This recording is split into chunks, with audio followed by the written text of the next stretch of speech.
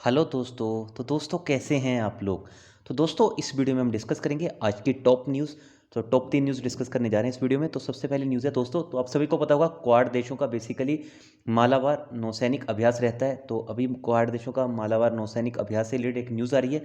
Quad देशों का क्यों बोला जा रहा है इसको, तो दोस्तों ये पहले क्या था, इसका नाम सिंपल मालाबार एक्सरसाइज थी, ठीक है। और ये होती थी इंडिया, यूएस और जापान के बीच में, ठीक है। अभी रिसेंटली आपको पता होगा कि इन्होंने ऑस्ट्रेलिया को भी अपने साथ कवर कर दिया। तब जब ये 4 कंट्रीज मिल जाती हैं, India, Japan, USA and Australia, तब ये बन जाता है क्वाड। क्वाड आपसे जैसे आपने पढ़ा होगा अपनी छोटी क्लासेस में, क्वाड्रिलेटरल मतलब कि इसमें 4 भुजाएं हों।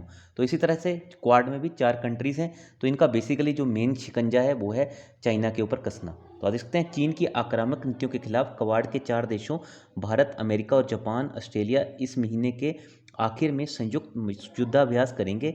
पश्चिमी प्रशांत महासागर में होने वाले मालाबार युद्धाभ्यास से चीन के लिए एक सख्त माना जा रहा है। तो ये चीन के लिए एक सख्त माना जा रहा है। भारत ने 13 वर्ष बाद पिछले साल हुआ था बेसिकली नवंबर महीने में, बंगाल की खाड़ी और अरब सागर में अमेरिका, जापान के साथ चल रहे युद्धाभ्यास में ऑस्ट्रेलिया को भी शामिल होने का न्योता दिया था।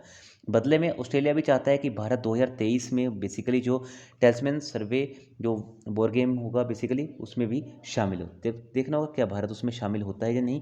तो आप देख सकते हैं भारत की तरफ से समुद्री युद्ध और सुरक्षा चुनौतियों से निपटने के लिए खास तौर पर बनाएगी मरीन कमांडो फोर्स भी इसमें शामिल होगी। तो एक इंपॉर्टेंट पॉइंट है ये, इसमें बेसिकली भारत की मरीन कमांडो, जो बेसिकली मरीन से आप मतलब समझ ही चुके होंगे, मरीन मतलब जो समुद्र में रहने वाली कमांडो फोर्स है, वो भी इसमें शामिल होगी। पिछले 1 दशक में भारत ने समुद्री सुरक्षा और सैन्य सहयोग के मामले में कई देशों के साथ सहयोग बढ़ाया है।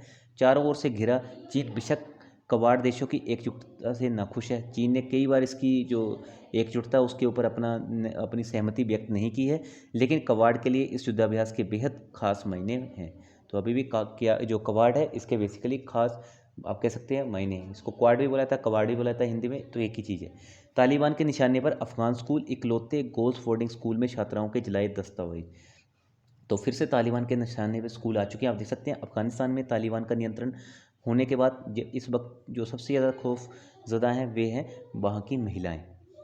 तो तालिबान ने अफगानिस्तान में एकमात्र गर्ल्स बोर्डिंग स्कूल, जो एक ही गर्ल्स का बोर्डिंग स्कूल है, that is school of leadership Afghanistan, S16 बोला जाता है इसको, ने अपने सभी छात्रियों के रिकॉर्ड जला दिए हैं। तो उन्होंने अभी अपने जितने भी स्टूडेंट्स हैं सबके रिकॉर्ड जला दिए हैं, क्योंकि 20 साल पहले जब तालिबान ने अफगानिस्तान पर कब्जा करने के बाद उन्होंने लड़कियों की स्कूल की पाबंदी करने के निर्देश दे दिए थे। तो जिसके कारण अभी उन सब जो भी स्टूडेंट्स हैं उनके जितने भी दस्तावेज हैं सबको जला दिया गया है। 2 दशक बाद फिर अफगानिस्तान में तालिबान का राज लौटाया है।